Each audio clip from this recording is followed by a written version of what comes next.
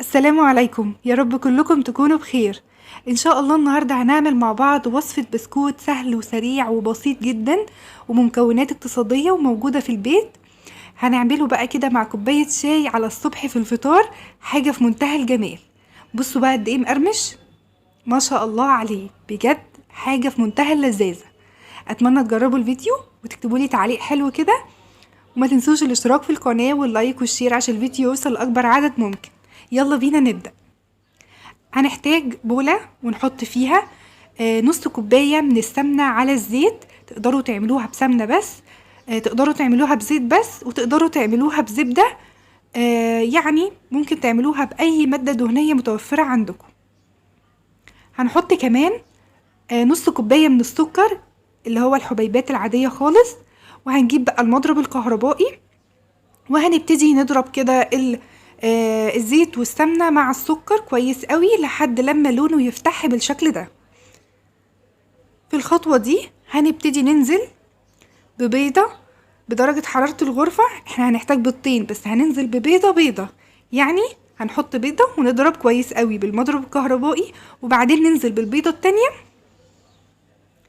ونضرب برضو كويس قوي. يبقى مجمل البيض اللي احتاجناه في الوصفة بيضتين بدرجة حرارة الغرفة. مهم جدا تكون بدرجة حرارة الغرفة. وهننزل كمان بكيس من الفانيليا، يعني ما يعادل 2 جرام. ولو عندك فانيليا سايلة حطي نص معلقة صغيرة من الفانيليا السايلة. بعد الخفق كويس جدا هنبتدي بقى دلوقتي ننزل بالدقيق. انا هحتاج كوباية وربع من الدقيق. تمام، هكتب لكم ان شاء الله المقادير في صندوق الوصف بالكوباية وبالجرام. وهنزل كمان بمعلقة صغيرة مليانة من البيكنج باودر، وعليها كمان ذرة من الملح. مهم جدا ندخل الدقيق في الوصفة دي علشان البسكوت بتاعي يبقى هش من جوه وطعمه في منتهى الجمال.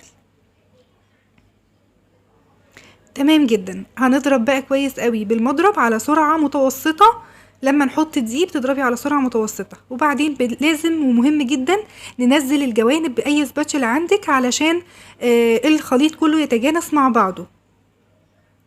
هنجيب بقى السباتشولا ونلم بقى الجوانب بالشكل ده، وكده شكل الخليط بتاعي جاهز. ده كده قوام الخليط بتاعي، قريب جدا من البسكوت اللي بنعمله في الاكياس، وقريب كمان من خليط الكيك بس بيكون اتقل سنة من خليط الكيك.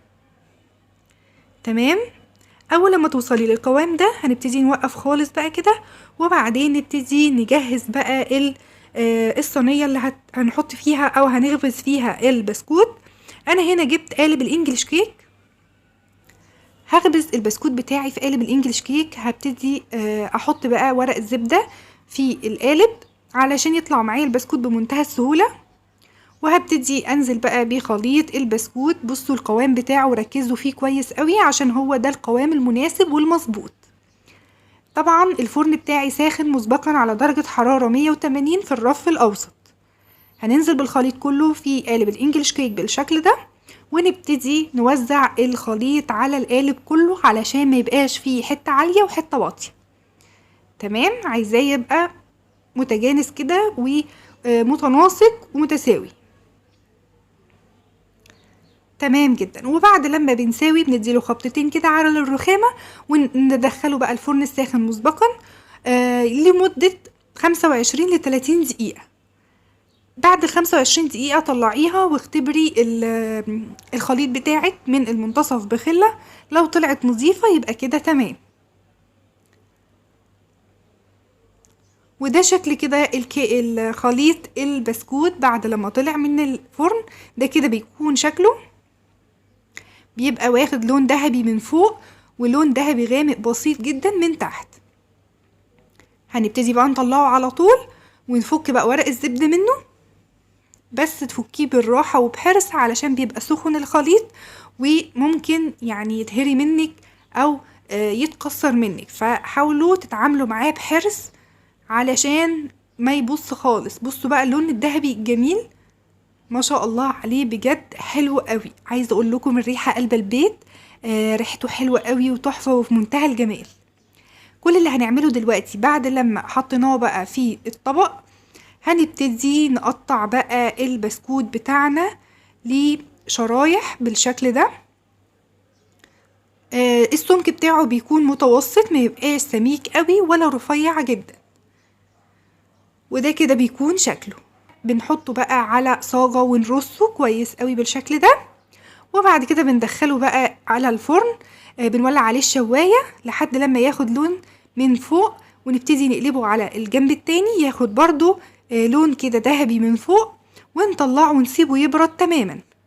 اول لما يبتدي يبرد خالص، كل ما سبتيه يبرد تماما هتلاقيه قرمش معاكي اكتر واكتر. بصوا بقى ما شاء الله القرمشة باينة، والريحة بجد في منتهى الجمال، طعمه خطير بزيادة. انا متأكدة كل اللي هيشوف الفيديو دلوقتي هيقوم حالا ويجهز البسكوت الحلو ده. تقدروا تضيفوله اي نكهات انتوا حابينها، يعني تقدروا تضيفوله جوز هند، تقدروا تضيفوله شمر او ينسون او حبة البركة، اي حاجة انتوا حابينها، وتقدروا تعملوه زي ما انا عاملاه سادة. يلا بقى اعملوه، اكتبولي في التعليقات رأيكم فيه ايه، وان شاء الله يعجبكم. ما تنسوش الاشتراك في القناة واللايك والشير. اشوفكم في فيديو جديد، مع السلامة.